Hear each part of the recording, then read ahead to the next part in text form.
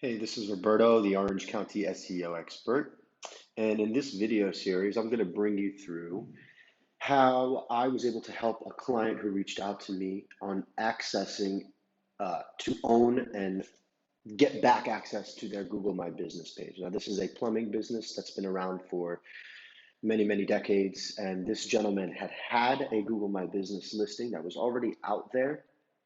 However, it wasn't at this point in this business owner's possession. In other words, they couldn't sign in to their Google My Business, which had their reviews, which had hours of operation, location services areas.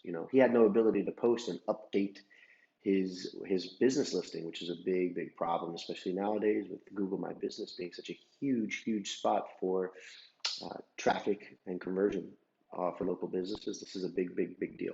So he reached out to me. The gentleman's name is Jack, and that was on the 9th of September. It is now October 3rd.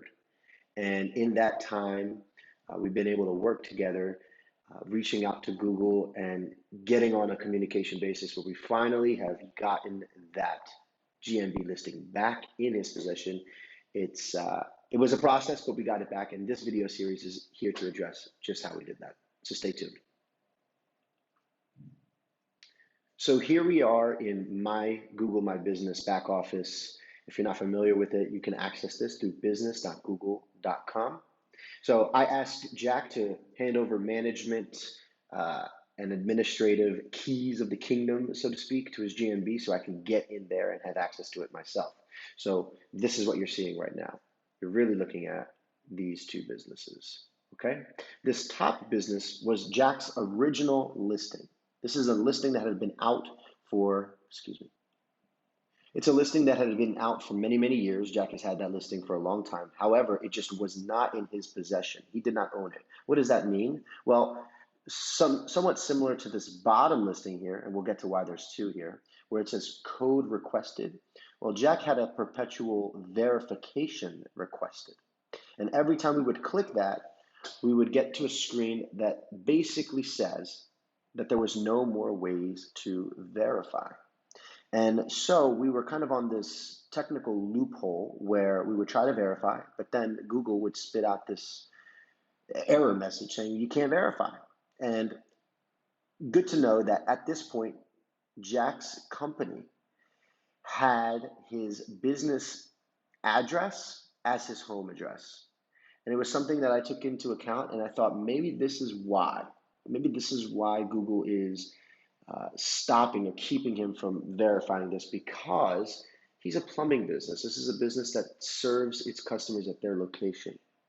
So with Google My Business, if you're showing a location and that location is, let's say, your home address, and you're a plumber and you're not actually servicing customers at that location, more than likely that's an incongruent piece of data for Google, and they're less likely to show your listing.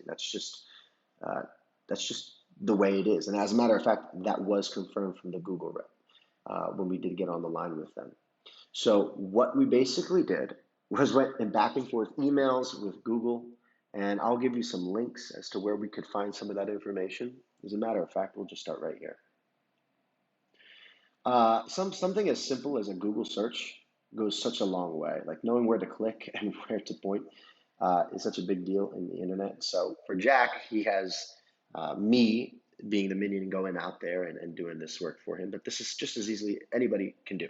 So if you're having this problem, just do what I did. Troubleshoot. Go to Google and search the very same error message that you're receiving. So in this way, I had no more ways to verify, and there happened to be a little support section there. Now, I'm not going to bore you with all the details, but if you follow through these blue links and you exhaust all of your efforts, there will eventually be a place where Google My Business support is going to ask for information so that maybe they can get, because you have to understand at this point, it's all automated. At this point, there's not a man or a woman behind the scenes on Google that's creating these messages and giving us these error codes. So now at this point, when we exhausted all of the if this then that inputs, like the automatic inputs that Google has, if we can't get our verification and our listing back through that, then our next method is going to be trying to get a hold of an actual rep from Google. And that the variable in this, everyone, is Google. So the things that you can focus on, you can get knocked out in a day's time, not even an hour if you wanted. If you have all the right links to click and the email to email, the only variability is going to be in Google contacting you. So I don't want to give you a timeline that's just here's what we experienced, right? He called me on the 9th of September. By October 3rd, we have his listing back. I cannot promise that within a half a month to a month's time that's going to happen to you if you're dealing with the same issue. There's a lot of contextual variabilities that are going to make a difference in whether or not you get that listing. But Jack had no problems with his listing other than his address. So there was nothing wrong with the listing. And it was just a technical error that we needed a human to get in there and give us the listing back. He had to provide, let's get here.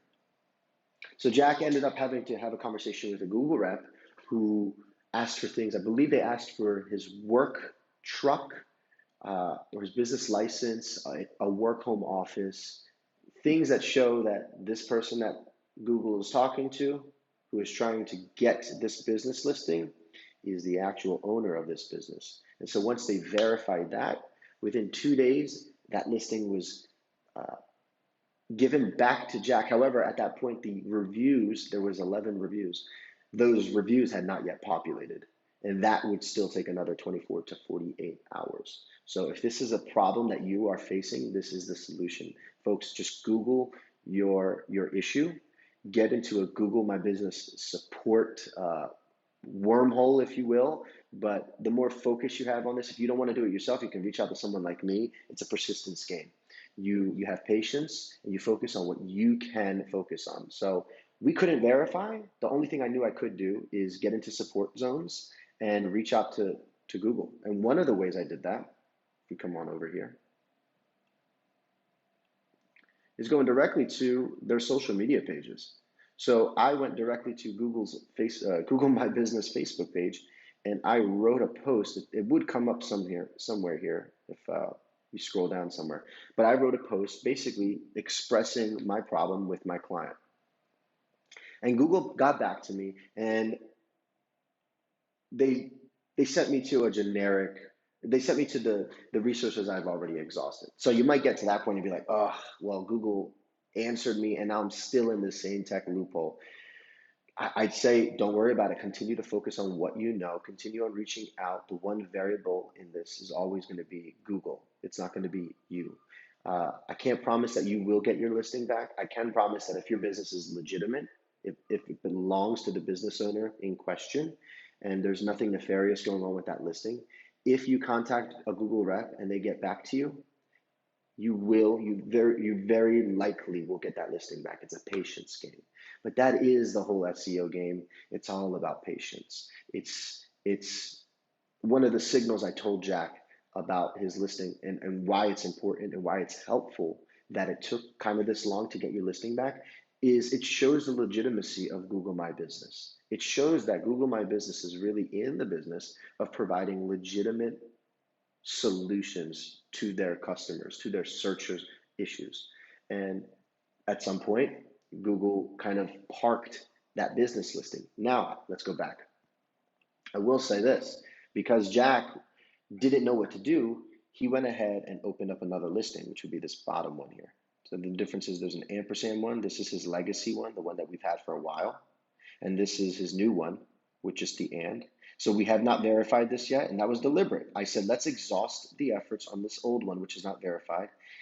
And we had a plan. The plan was, it's better to have your original listing than it is to have a new listing. Why? Well, it's already out there. There's already reviews there. It's seasoned. Google knows this has been out there. It has a little index of everything that's connected to that Google My Business. This one is brand new. It's got no relevance, no kind of clout in Google's eyes. So ideally, if we could get one back, we would want to get this one and continue to build off of it.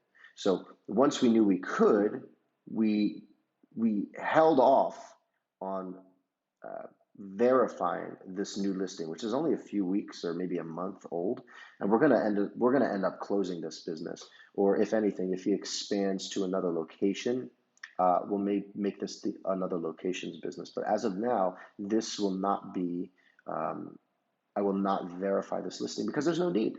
It would be cannibalization, right? We'd have two competing listings for the same business, and Google is a computer and it'll get confused. So we luckily and fortunately got our original listing back. And if you notice here in this old listing, just like we had in the new listing, this had Jack's actual address on it. And who knows, that could be an issue if we go to verify. Maybe we can't verify it again because it'll be the same verification issue. But if you notice in this the legacy account, we have service areas. And the old legacy account, when it was locked out of us, actually just had this address here. So the Google rep on the phone, and even I suggested, hey, that's probably a thing that we're gonna have to fix because you're a service-based business.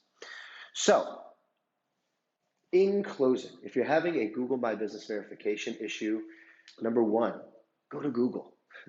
Google your issues. If you're having an issue, Google the very same error messages that you're Googling or that you're getting. I want you to copy and paste those messages into the Google search box. You don't have to be a genius because there's somebody else who inevitably is dealing with your problem. And somebody like me, someone like me and a business owner like Jack who's dealing with this, and we've created a solution for it. We're not creating the solution, we're putting it out there. So if you're searching for a solution for this problem, a video like this might appear. And I have successfully helped Jack get his listing back. Now, we've done very, very little SEO work, very, very little on-page SEO, zero off-page SEO, no link building, no citations, no Web 2.0s or social bookmarkings and social signals, none of that. The very few things I've done to Jack's website are just a little bit of on-page optimization and a little bit of conversion elements. And we'll get to that in the next video. But I just wanted to say that in this video, I just wanted to end this video now. And in the next video, we're going to talk about the very little things we've done in this less than month time and the implications that it's had on the business and the traffic and things like impressions on his website. See you in the next video.